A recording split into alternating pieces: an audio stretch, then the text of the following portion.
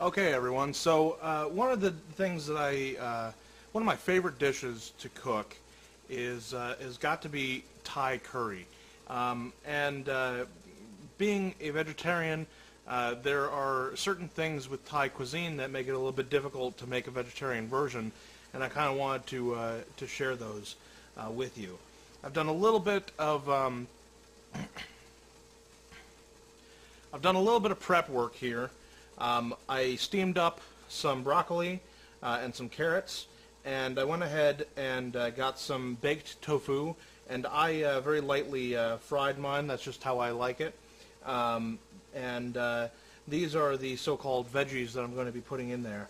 And I'm going to do this in real time for you guys because it really doesn't take all that long to put together as long as you do a little bit of prep work. This is maybe about 10 minutes worth of prep work. So what we're really going to do here is kind of like a noodle stir-fry, but in a Thai red curry kind of form. So I'm going to go ahead and I'm going to throw my noodles in my boiling water at this point.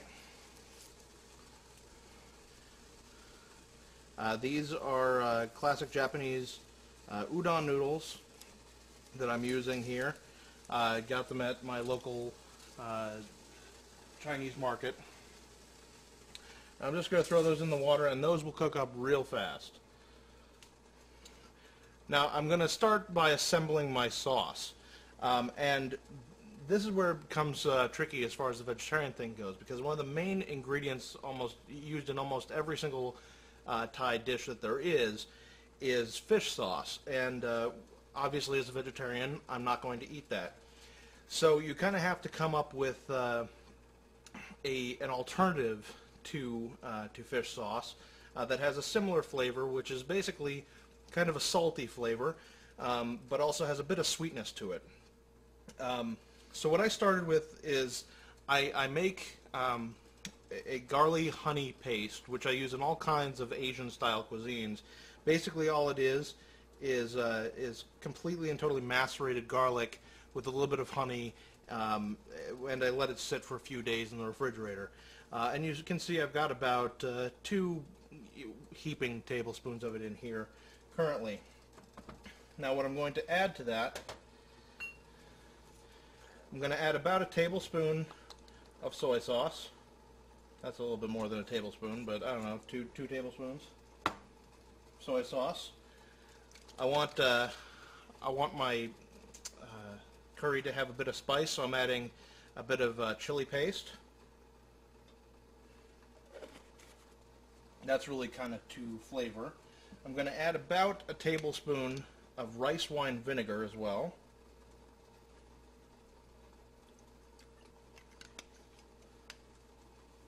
And then here are the 2 stars of this particular sauce. This is tamarind paste, and it is very sweet, kind of fibrous, found very often in Indian foods.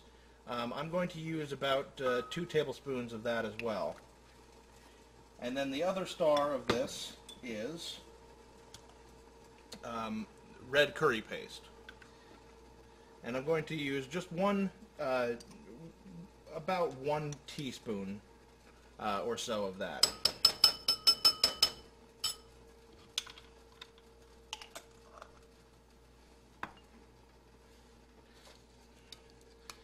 Now I'm going to mash this all up together.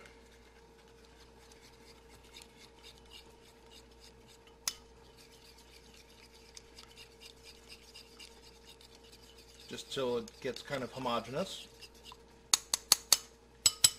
And then I'm pretty much ready to go with this. This will come into play very soon. The noodles, as you can see, are already kind of coming to life here. They're already soft. I don't need them to be all the way finished in the water.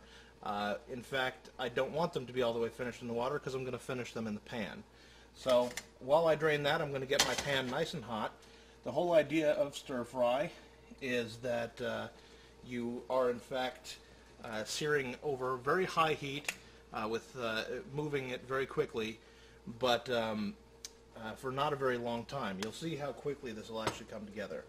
And for now, I'm going to get my noodles ready to go here. Just strain them in a colander, and they go right into the pan.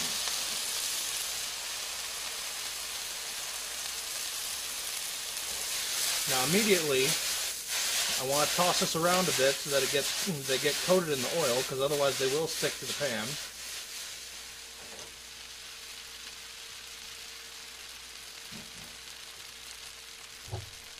And I just want to let these fry up for a minute or two.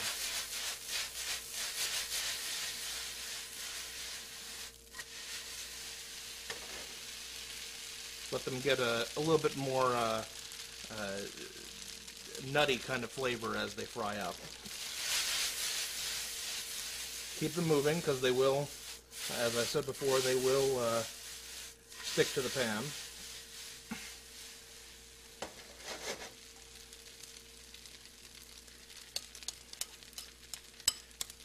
Okay, now I'm ready to go with my sauce. This is going to go right on top of the noodles.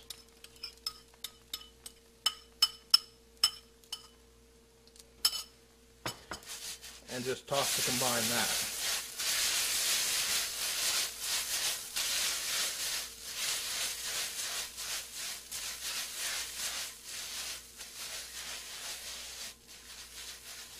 Okay, good enough. Now I'm going to add my vegetables, which are already really kind of pre-cooked and ready to go.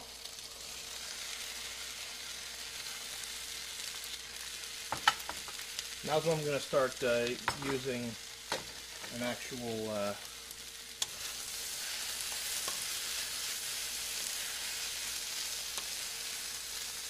spoon, or whatever you want to call it.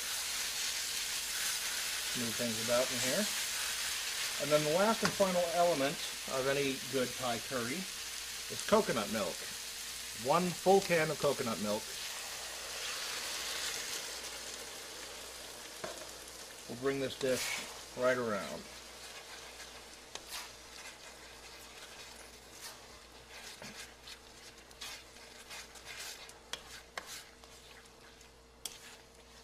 And it's very important to just keep everything in the pan moving.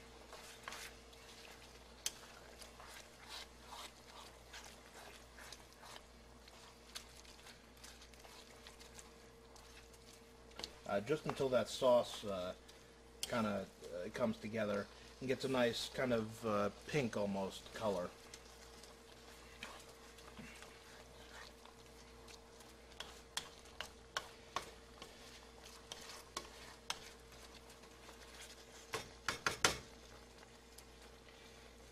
And now that all I've really got to do is I just want the sauce to kind of thicken up a little bit. And when that happens, the dish will be ready to go. So I'm going to keep this moving.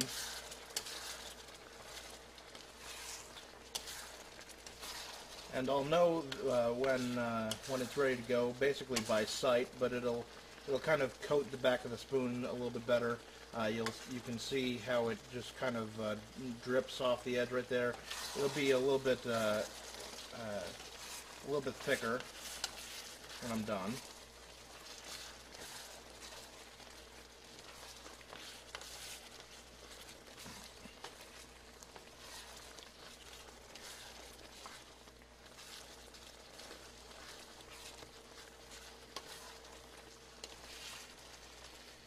Now here is the real secret to making an amazing Thai red curry. To make a nice, rich Thai red curry. Last thing I'm going to do is add about a tablespoon of butter.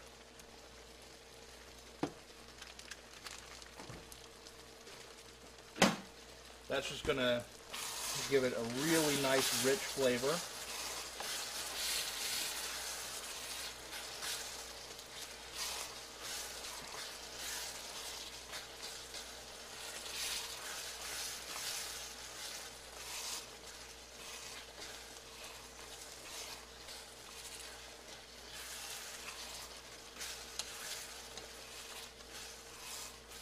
And it's starting to get to that thickness where I want it to be. Butter's almost completely melted in there. And as soon as it is, which I think it is now, we are done. And we are ready to serve. Okay, so here's our finished product. Looks really good. Smells really good. Let's see how it tastes.